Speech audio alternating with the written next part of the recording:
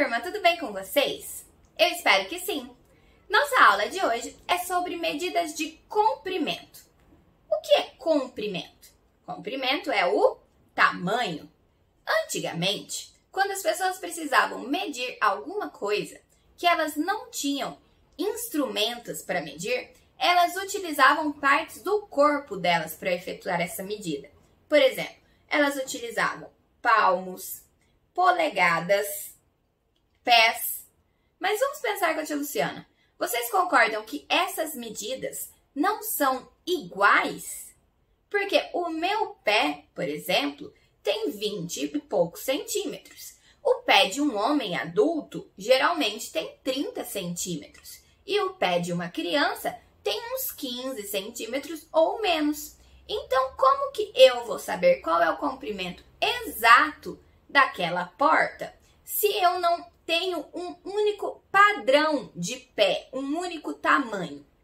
Foi por essa variação, por nem sempre dar o mesmo resultado na medida minha, Luciana, e do meu marido, que é muito maior do que eu, que foram inventadas unidades de medida padrão. Ou seja, 1 centímetro, 1 metro, que são as duas unidades de medida que a gente mais utiliza, são exatamente iguais aqui no Brasil, nos Estados Unidos e até na China. 1 centímetro equivale a 1 centímetro, ele não muda.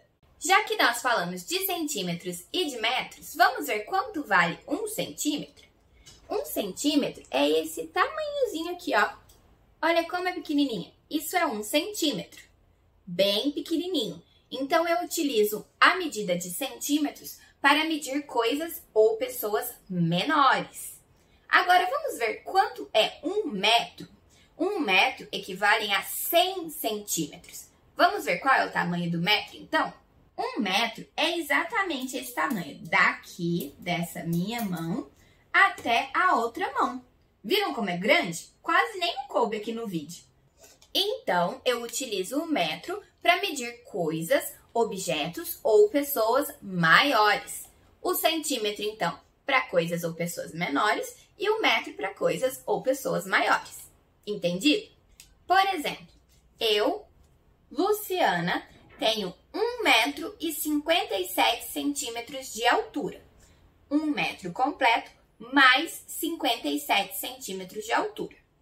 Essa porta que está atrás aqui de mim, essa porta tem 2 metros e 38 centímetros, ou seja, 2 metros completos mais 38 centímetros. Se eu quisesse medir uma parede, faria mais sentido eu medir essa parede em metros, porque paredes costumam ser altas e largas. Se a gente fosse usar centímetro, a gente ia utilizar muitos centímetros, ia ficar muito mais difícil, certo? Um prédio de 20 andares, por exemplo, tem em média 60 metros de altura. 60. Se eu fosse passar essa medida desse prédio para centímetros, seriam 6.000 centímetros, uma vez que 1 metro equivale a 100 centímetros. Já pensou o quanto é 6.000 centímetros?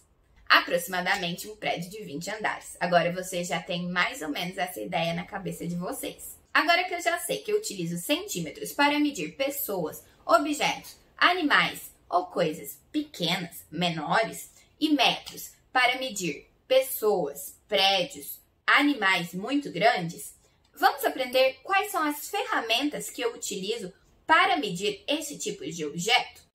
Essa daqui é uma trena. Ela serve para medir coisas maiores. Essa minha trena tem 3 metros de comprimento aqui dentro da caixinha. Então, com ela eu posso medir objetos de até 3 metros ou ir fazendo a medida por partes. Mas existem trenas de 4 metros, 5 metros e assim por diante. Essa daqui, como vocês todos já sabem, é uma régua. A régua padrão tem 30 centímetros. Essa minha tem 40.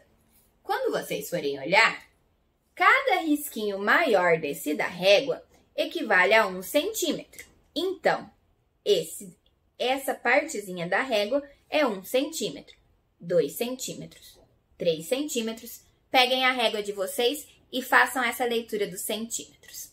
Além da trena, da régua, nós também utilizamos fitas métricas como ferramentas de medidas. Eu utilizo a régua para medir objetos menores, em centímetros.